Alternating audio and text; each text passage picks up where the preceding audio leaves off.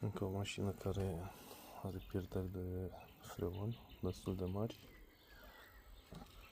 La modelul ăsta, având și pe spate climă, sigur conductele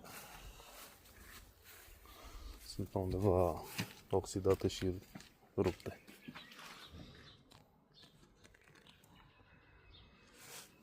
Vor fi două variante.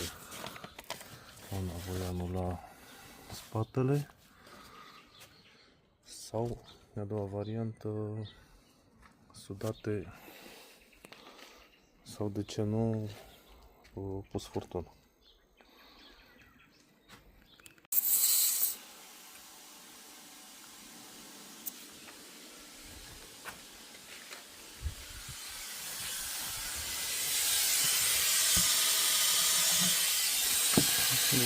Pe spate sparte conducta de aceu. Exact cum bănuiam. Acum instalația este pusă în presiune de probă. Avem 30 de bari și o lăsăm că ne permite timpul undeva la 24 de ore.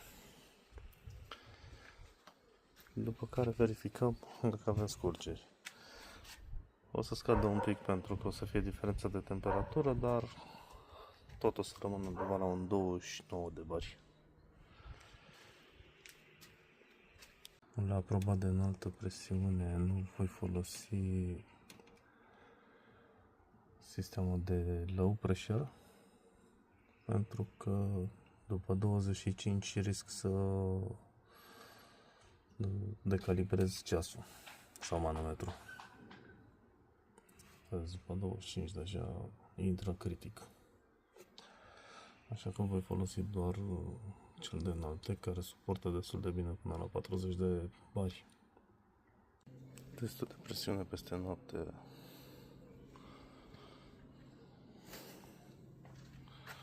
a început să crească un pic, că s-a încălzit afară. Acum voi face vid și voi băga freon.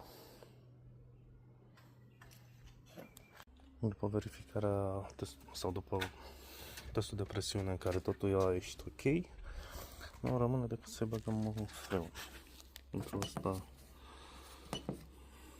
îi voi face un serviciu personalizat.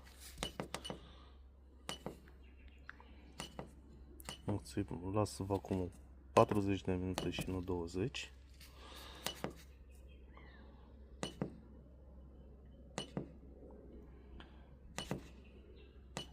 Iar la freon, în mașină normal intră 750, dar pentru că i-am anulat spatele, o să fie undeva la 550.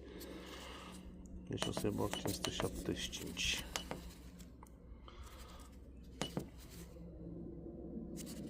Și acum vom da drumul.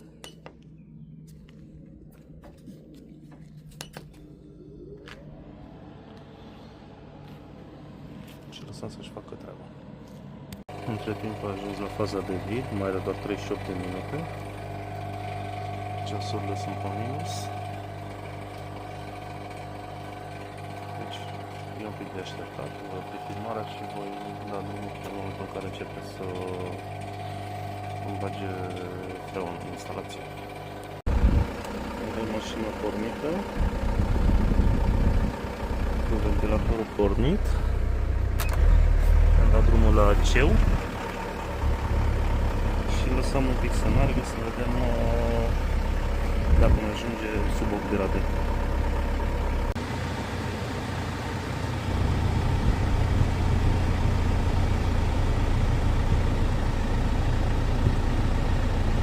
Pe consola centrală deja avem sub 5 grade.